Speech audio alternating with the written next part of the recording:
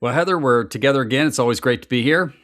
Absolutely. One of my favorite times of the week. Yes, yes, a lot of fun. And we're going to be talking about some current events. We're going to be extracting our TV and movie quote of the week and some wisdom we're going to glean from the strangest of places. We have the excellent thing we've learned this week. We're going to try to stump each other with two truths and a lie.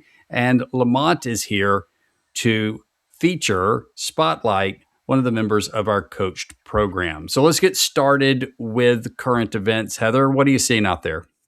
All right. So you know that I'm a big pet lover. I have lots of furry family members that live with me here in Connecticut. And so I was really excited to see, even though I really don't think it's going to pass, New Jersey is considering a pet tax credit. Pet tax credit. Now, how does this work? Is it a dependent? It is not a dependent, I mean, specifically. So That it's would a be a nine, deduction. Yeah, what am I right? thinking? It's a $900 tax break for pet owners.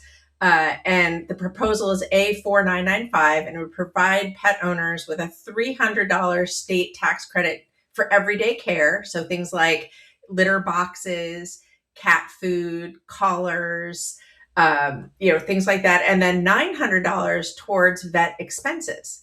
So Mm. if you have to take your pet to the animal hospital to get vaccines or pills or medications, things like that. So the support, as you can understand, support was strongest with younger voters, right? And older voters were mostly against it. So 60% of those over 65 were like, no, this is See, not. that does surprise me a little bit because if I'm over 65 and I have pets and I'm on a fixed budget, spending down my retirement, you would have thought that the youngest voters and the oldest voters who are pet owners would have wanted this. I think that there's an issue here, obviously, of people that are allergic to animals, and it's only for dogs and cats. So it wouldn't apply to horses, goats, pigs, hamsters, or anything like that. It's only dogs and cats. But I mean, I think that's where it probably, in my opinion, won't pass because it's not fair to everyone. Because, first of all, a lot of people are afraid of cats and dogs. Some people are allergic to cats and dogs. And Some so people are parrot people, and parrots are very expensive animals. yeah, absolutely. So I think that at the end of the day, my personal professional opinion is that this probably will not get passed. But it is very interesting. I would love it to get as a human. I mean, it would definitely benefit me. I don't live in New Jersey, but it was just very interesting, and I'm not surprised. My sister and myself, we both travel a lot for work. And as you can imagine, I have two horses Yes, with and, that kind and of care, but that almost gets into a farm credit. And where's the line between a pet and a farm animal? I know you don't run a farm, I but don't, I mean, I grow vegetables and I have animals, but it's not income producing. it's not And income that, producing. right. And so in the Or state of, otherwise the horse would be a deduction. Yes, that's right. That's correct. But that's it's already very built in. expensive. And yeah, absolutely. So I just think my personal opinion is I would be opposed to this in terms of my political leanings because it's a slippery slope. Right. Yeah, and what you're really saying is to all taxpayers, you need to subsidize the fact that somebody else has an animal. The only justification I could see for it economically would be to weigh animal control costs and the cost of working with feral animals, rabid animals that are abandoned pets and things like that. If there's some study that could show that abandonment of pets would go down, or if in order to get the tax credits you had to spay or neuter your animal. Well, Hmm. now we're starting to get into some movement of spend from animal control, which is already tax funded, over to pet ownership, which is tax funded. I could see an argument there if the data supports it, but that's the only argument I'd be able to see. Joe, in local news, we had a Boy Scout that actually started the first food bank Oh, pet food. interesting. So Yeah, that was his Eagle Scout project, was to start a food bank for pets. So I thought that was really cool. that's great. That could reduce abandonment too. And in one of my 20 somethings passion, I was actually an authorized pet rescuer for the Humane Society in my county. So, which was a rural county. It had a lot of pet abandonment, but it also had a lot of pet abuse. So we actually would go in, get the pets out of their pens or off their chained pegs, rescue them. Mm. And since I was licensed by the Humane Society, I wasn't stealing or trespassing. I could actually go and pull it out of not a kind of permission or license or something that was recognized by the county. I could go just take somebody's dog or cat. Wow. Um, yeah. So yeah, you got to be careful those because you'll get The, beat up. the pet posse. I'm It gonna was call actually a little dangerous. Yes, exactly. it. All right. So my big thing in the news is Xero's moving to the mid market. At least in Australia, but Australia is where all things Xero are going to launch. And this is extremely light. It's called Xero Ultra, and despite its name, it's extremely light. It's got some multi-entity consolidations with SIFT. I believe that will probably end up with SIFT doing a little read and write, so you can do the allocations in SIFT and you can write it back to do your intercompanies with eliminations over in Xero. Um, that would be the natural next organic step. And there's a little bit of extra permissions built in. But what this does is what's more important than Xero Ultra, which they'll develop, I think, rapidly and try to compete with Intuit Enterprise Suite, and maybe disrupt NetSuite and disrupt the whole of the mid market. Also, they'll compete more effectively against Campfire, Rillet, Dual Entry, and those entering that space. So it's the right move. It's the reason Intuit's making the move. Mhm. But the move itself speaks to a larger category of marketing and market development. Everybody's clamoring to go up market, and they're doing it. I think for many reasons, but I think one of the reasons is it's a safer playground in a world of AI. So in this case, Intuit controls a lot of the AI, so they're going to get their cake and eat it too. They get all of the sort of startups up to 500,000, up to a million, will become cash in, cash out, will largely become automated. That's the whole QuickBooks Live play. But the 1 million and up, that tranche is going to become fully automated, years later, maybe never. And that's where I've always said that our listeners here should be playing in that 1 million up space, get out of the primary disruption range of AI. But also, we're seeing Intuit, we're seeing Xero, and we're seeing other players. Bill just opened up procurement.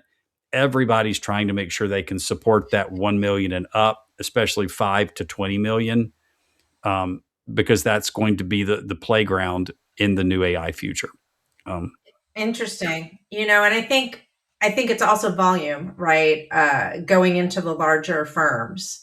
We have the larger firms tend to play more in that mid-market space. And so there's a volume play there, right? If Mm-hmm. I'm supporting, 100 small businesses, that's 100 licenses of the lower tiers. If I'm supporting 100 mid-market, that's a much bigger dollar sign, Well, yeah, right? I for, can have fewer for the clients and yeah. more realization per client, less account management, less volatility from clients having slashed budgets or failing, Right. having major revenue setbacks and having to fire their external bookkeeping, tax support. More organization on the client side to do document handling, um, everything. You win so much more when you're 1 million and up. Yeah. Okay, so now it's time for the TV and movie quote of the week. Heather, what are you watching out there? So I watched a couple of weeks ago, I watched a movie called Outcome, and it stars Keanu Reeves, who did an amazing job in it. He plays an actor who was a child actor who then became famous and became a male America's sweetheart, right? But he's got a lot of demons. And so the whole show, it's quite fascinating, Joe, because it really digs into who you are as a public persona versus who you are as a real person. And that's Mm-hmm. actually where this quote comes from. Reef is kind of going through um, reconciling things in his life, and he realizes that he didn't give his mom enough credit, for her trying, as he was a child actor. And so he goes to apologize to her. Well, his mother actually has her own reality TV show and the cameras are rolling. And so he goes and he makes an apology, and she stops him and says, "Wait, we need to get that from a different camera angle." right? So can you apologize to me again from this camera angle? And so then she says to him, is this even a real apology? Right. If you re-record it, if you do a take Right, if two, it's yes, recorded. exactly. And so he says, just because the cameras are rolling doesn't mean it's not real. Just because it's performative doesn't mean it's not the truth. Hmm. And I think that that is the world that we walk right now, is with, with reels, with TikTok. People are out there, being very performative. So Yep. what is real underneath? And just because it is on TikTok, I just called it TikTok, TikTok, doesn't mean that these are real, that there's real people underneath them. I think that's really important, especially as, a speaker, and you'll agree with this too, Joe, is that a lot of assumptions are made when you get up on that stage about who you Mhm. are as a person. And, there's a lot of things in my human brain, a lot of insecurities, imposter syndrome, that, when I meet people that have seen me speak are like, are you kidding? Really? Right. And Right. it's like, yes, But yes, really. what you're saying is they're not seeing you and still seeing you at the same time. So That's it's right. all about, the different lenses of truth if you're in performative mode or not, which I think that's profound. Absolutely. So I'm watching House of the Dragon, and I'm going to be talking about it a lot because they've got a few episodes left, and then I'm not going to have it again for a year. But in this particular scene, the queen's counselor is advising her on the conditions of the poor and the outcast in her kingdom, and how the truth doesn't matter to them. She kept just saying, well, I've done more for them, fill in the blank. I'm the one that provided food for them, fill in the blank. And her advisor said, just stop with the facts. That's not exact line of thing, but basically her face just said, stop talking about the facts. But her actual words were, to the discontented, rumor is feed. Now, so that really jumped out at me because first, everybody's been the victim of a rumor. And if you look back on what generated the rumor, there was some form of discontent. They might be discontented about their own lives. So, forming a rumor about somebody else makes them feel empowered. They could be discontented because that other person did, or they perceived that other person did them some harm, and then they participate in a rumor process. But I've been thinking through this, and I think the majority of rumors, and I maybe even can say all rumors, are born in some sort of self discontent or some perceived or real acted discontent. Somebody made me discontented through their actions or words, or I felt that they did. So if discontent to the discontented rumor is feed, what does that have to do with our lives as professionals? So Andy Stanley's fond of saying, no matter how well you live and how much you love and how much you give, you will always be the enemy in someone's story. That is itself profound too. They're both kind of two sides of the same coin. What I'm saying is, when you're in a relationship, in a complex relationship, our relationship with our clients is complex. You can't just think, let's balance the balance sheet of facts and events and think that's going to solve the problem. We're analytically minded. We can't go into this with an analysis, a whiteboard, arrive at the result of what we all agree the facts were, and then all of a sudden everything's okay. Um, that's not human relationships. So we actually have a de-escalation protocol that we coach to over here at Woodard, and it works like this. If somebody comes to you and they have an issue, your very first temptation is going to be insert the facts. By the way, this works for your marriage too. Don't do this in your marriage either. Don't insert the facts, even if you're doing it dispassionately and without being defensive, because that's not what needs to happen at that moment. What needs to happen at that very next moment is an empathetic statement. Regardless of whether or not you think what they're saying is true or real, even if you feel attacked, an empathetic statement. And then the very next thing you do is ask leading questions so you can better understand their point of view. So if they say it, give them more space to say it again or more space to say it differently, so that then echo back. So if I understand correctly, this is what I'm hearing. Am I hearing this correctly? Now, you've not agreed that they're right. All you've done is make an empathetic statement and ask leading questions and let them rephrase. When all of that is over, you say a couple of things, but still in the form of questions. One of them is, how can I help? Right. And then now you're part of the solution. You're on the same side of the table as they are. And none of this, you haven't corrected them yet. Just how can I help? And if that how can I help maybe has the wrong factual premise, that's okay. The other thing that I find really works well, my wife does this all the time after 20 years in customer support at a telecom company. Help me understand. Help me understand is a very calming, de-escalating phrase. You can do help me understand as part of the, how to phrase it differently. But but the point is, however you get there, you're just asking questions. Now, after all of that is done, you may or may not even need to make your case with your facts at that moment. You may have found a path forward, and the best thing is just to go work the path. Then, if you feel it's important to the relationship, at some later date when it's the right time, turf, and tone, maybe even after the person is now happy with you again, you can say, look, I want to close the loop on this. Can I tell you my point of view of how we got to where we got to last week? But you're doing it on the backside. Right. And So that's very smart. hard because you have Yeah. to really take it on the chin over and over and over again. And you have to table that's part of yourself that wants to defend yourself. But if you do, the relationship wins. I mean, this is such an example of emotional intelligence and the practice of empathy. We hear of empathy as somebody has empathy. No, it's the practice of empathy. It's the practice of being empathetic. And that's exactly what you're describing here is help me understand. Mm-hmm. Help me lean into where you are emotionally. Help me lean into the problem that that you're trying to solve and understand. So I love that. Yep. Very And that's well even done. Covey, one of the big seven, right? Seek to understand, then to be understood. Yeah. Yes. Okay. Let's get to the section where we learned something this week. Heather, what'd you learn this week?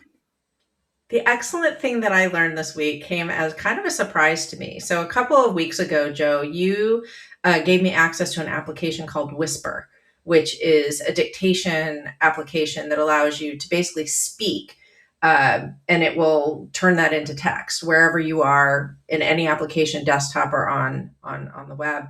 And I used it and it's great, but over the holiday weekend, the 4th of July holiday weekend, I injured my finger.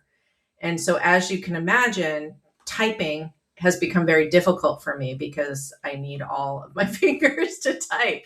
So I've been really leaning into the Whisper app, not because I was not initially because I loved it, but because I needed to use it in order to get my job done. Mm-hmm. And what I found, the excellent thing that I learned is that using voice dictation when you're using AI or generative AI actually helps you come up with a much better result because you're talking as you would normally talk. And when you're verbalizing things, you naturally lean into helping someone understand what your point is. Whereas when you're typing something, you're constantly correcting yourself. And Mm-hmm. so it becomes much more sterile. And I don't know if that's the right word, but that's what I'm going to choose. And so what I found was using speech to text in when you're working with generative AI works actually much better because it captures those intonations and the reflections that you're having. So it really gets into your brain to understand what the outcome is that you're looking for. Yeah, and the AI can understand that. It begins to understand your tone. It begins to understand the not understand the emotion behind the word, but interpret what it perceives to be the emotion behind the word. So the more real you can be with it, it's like a human relationship. You don't want to read to your significant other in your life. You want to speak, and that Right. imperfection is part of the relationship. And Whisper, just for everybody knows, it's if you just Google for Whisper, the word spelled that way, you'll get there, but it's actually missing a vowel or two in the actual name of the product. It's the best dictation app I've ever found. It also has AI enablement, so it can kind of get in your head and interpret what you want to say. But it also learns. It learns that when we say zero and we're referring to a product, it's not Z, it's X. And it learned very quickly that I'm Woodard, not Woodward. And even from the very beginning, a lot of dictation apps will think I'm saying water, Water, but Yes. so it learned very quickly, and you can teach it. You can say, this use this word instead. Plus, it aggregates those things across the team. So you have a team license, which means if I correct it on the spelling of Xero, it'll help Heather the next time she says Xero, the product, across the entire team. So we are going to start rolling that out more company wide. But yes, great advice for the group too. So not just use it, but I strongly recommend this Whisper app. Yeah. It's No, a it's fantastic. fantastic tool. Okay, so the excellent thing I learned, I knew about generative engine optimization, GEO, which is a big topic right now, especially among people that previously worked as SEO consultants. We're doing a lot of GEO work over here, as you might imagine, with our marketing team. But what I learned this week in an Accounting Today article, and that link will be in your listening guide, is it's more important with GEO to post what you are saying on some other person's website, or to have some other person's website reference what you're saying. Now, in search engine optimization, you have backlinks, and backlinks have always been part of the story. If someone just says, "Hey, great article here," that's a backlink. It's going to help you out with search engine optimization. But with generative engine optimization, GEO, what matters more is that they quote you in some substantive way, or that you are published on their website, even if they don't link back to your website. Because the AI is smart enough to begin to follow who Joe Woodard is around, and who Heather Satterley is around in the space, who Lamont Nesbitt is around in the space. So it can realize that Heather's now living over here on Accounting Today, and now she's over here on Insightful Accountant, and now she's over here on the Woodard Report. But it will weigh the third party sites more heavily than it weighs our own site, because Hmm. to get published on our own site has no third party validation. Now, I'm finding this to be the case. Like I went out into a private mode with ChatGPT, and I said, I want to find a good accounting conference. And our GEO worked. It came up pretty quickly. But it was interesting. The reference wasn't scalingnewheights.com or woodard.com. It recommended scalingnewheights.com because of a blog that was on somebody else's website. And that's happened the last 3 or 4 times I've checked it, about 3 or 4 months apart. It's always a third party site telling people that Scaling New Heights is good. Hmm. Authority of the places where you appear matters with GEO. And therefore, and here we go, here's the hook. If you publish your article on the Woodard Report, you will be more discoverable than if you post it on your own blog. And there you go. Now you've got the period at the end of that sentence. We take article submissions. If we accept yours, it's going to really help you with GEO. Definitely. And you can absolutely email me at hsatterley@woodard.com if you have an article that you're interested in posting on the Woodard Report. All right, it's time to stump each other, Heather, with 2 truths and a lie. All right, Heather, you go first. Try to stump me. All right. I've been gardening this year, Joe. And so this morning I harvested my second eggplant. So my 2 truths and a lie are about eggplants today. So first thing is, eggplant and tobacco belong to the same plant family. Who knows? The second one is, eggplant gets its color from the same pigment that's found in beets. And thing 3 is, the name eggplant came from an older white variety that looked like eggs. Okay, so don't know anything about eggplants, though they are very good in a casserole. That's about all I know. So, and for you got a food theme going, I just want to say, because berries a couple weeks ago. But all right, so eggplant and tobacco belong to the same plant family. I wouldn't think the actual eggplant, the edible part, would be, but I could believe the leaves would be. So that's possible. I think it's also entirely possible. How many different natural pigments could there be to create purple things? So I'm going to think that that's probably true. But I'm going to guess that eggplant did not come from older white varieties, but instead from the way it has a harder shell and a gooier center, like an egg. So I'm going to say 3 is the lie.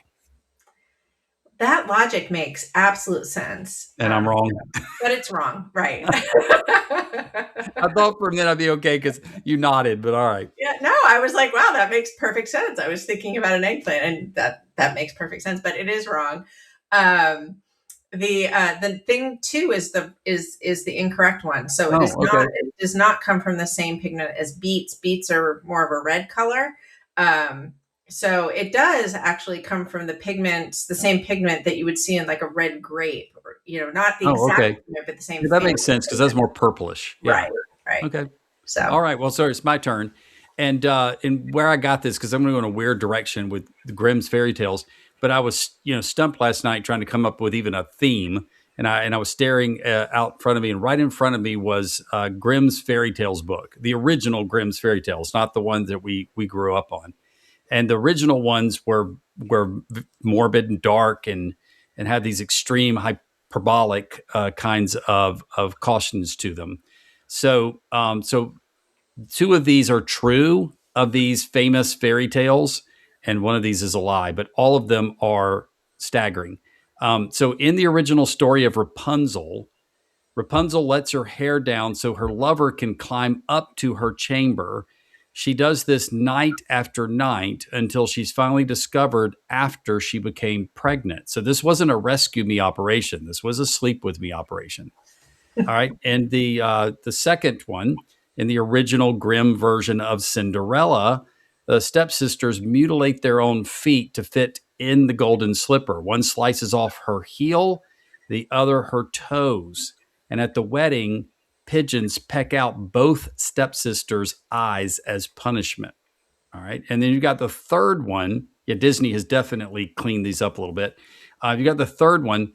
In the original story of Sleeping Beauty, which was called Briar Rose, that is, I'm not going to get you on weird names.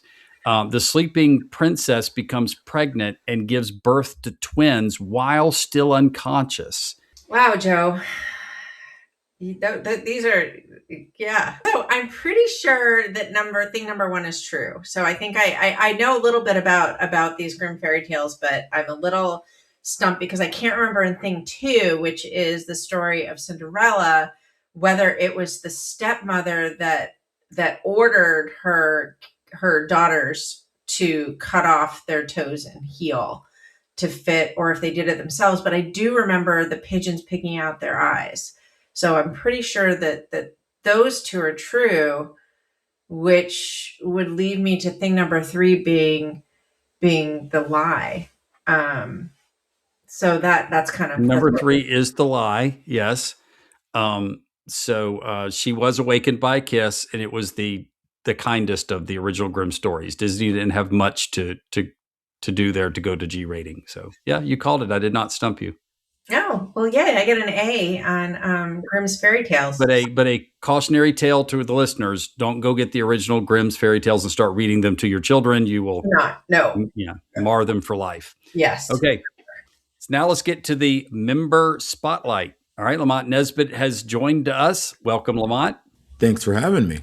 Yeah. All right. So you do a lot of coaching over here at Woodard, and you're going to spotlight one of the practices that you coach. Tell us all about it.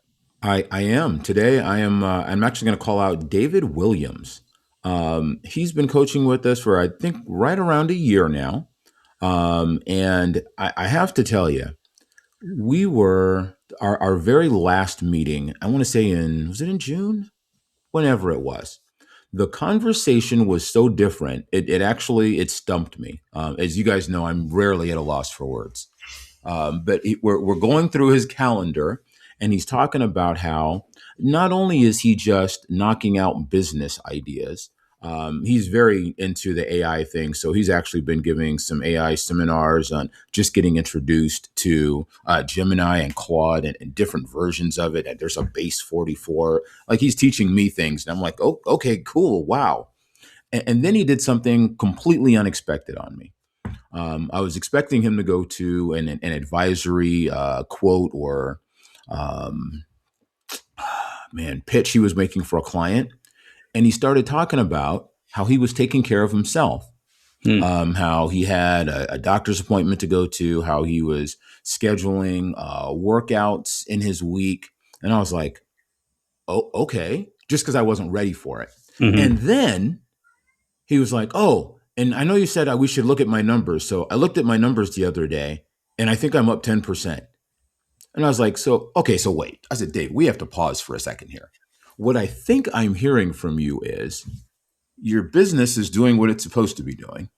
And you're actually, and in his calendar, you have to understand, he had probably taken 10 to 15 hours of self-care out of his business schedule and put into some personal, let me get myself better, healthier, doing some things. He took, like a trip. I think he went to XeroCon this year, which I think was it coming up? It's coming up. Yes. He went to the Kentucky Derby. He went to visit friends from and his college. Numbers are up. His numbers are are life plus up. More money. He has killed his ideal brand. He has updated his website. His clients are getting considerably better. He's actually brought on, if I brag some, he's brought on 2 to 3 more clients almost at like comma level, where that's not his norm, in comma level, like almost 5 digits. I'm like, yeah, now we talking? And he's in better health. And that's 5 digits per month? That's 5 digits per month. Wow. He is... I think I want to say, I won't say the numbers, David, but he's double digits in terms of weight. His heart is better, but the conversation, the way we had it, I had no clue where he was going. We talked about his calendar before, just to give you some context. He's working the 40 to 60 hours a week. He's trying to figure out how he's going to get this done. He's trying to figure out how he's going to get that done. He's talking about how he's, had Arby's for lunch and fast food and doing all the things. Love Arby's, by the way. Jamocha shakes, big thumbs up. But the talk now is, no, I've made food. I'm spending time with my girlfriend's family, which is very important to him. He's doing these things as he's built the business, and he stops and he goes, Lamont, I didn't realize that actually taking the time to get my mind right about my ideal brand and the clients I'm serving and pouring into my employees, I didn't realize it was going to have this effect on my entire life. Because he's got this thing about, he wants everybody to be better. He wants to free those entrepreneurs he's helping to help the communities, because then he wants the communities to help the cities and the cities to help the states. It's a thing. And I'm like, yeah, but you're doing it. Where'd you have to start? And he's like, well, I guess I had to start with me. I guess I had to get serious about it. And it's the difference in him is absolutely staggering. That's phenomenal. So start with the personal transformation, and then it just ebbs out from there. And it's clearly spreading. His employees are happier. He's getting ready to add an office manager type, I think, or a junior accountant. That'll only give him more capacity back. Yes. And now he's got an idea what he wants to do with it. It has just been amazing to watch. I love hearing stories like that. Thanks so much for sharing, Lamont. That was fantastic. My pleasure. All right. We'd like to wrap up here, Heather, with the Woodard Report article of the week. What was your favorite article this week? Oh, Joe, you're going to love this. You're going to love this. And actually, our readers are going to love this. So we have started a new monthly column with Deb Kilzheimer, who everybody knows and loves. She's a practitioner out of Florida. And so she is going to be launching a column called Ask Deb, where she's going to answer reader questions each month about their practice and dealing with challenging situations. And she did a session at Scaling New Heights this past June, which was tackling difficult client conversations, and she killed it. People loved it. So really excited for this new column. You'll have the opportunity to be sending questions to her to be answered in the Ask Deb column. And so really excited about that. All right. Well, we'll check that out. And there's a link to that article in your listening guide at woodard.com/podcast. Well, Heather, that's a wrap. It's been great being with you. Thanks, Lamont, for sharing about one of our members. And we'll see you next time.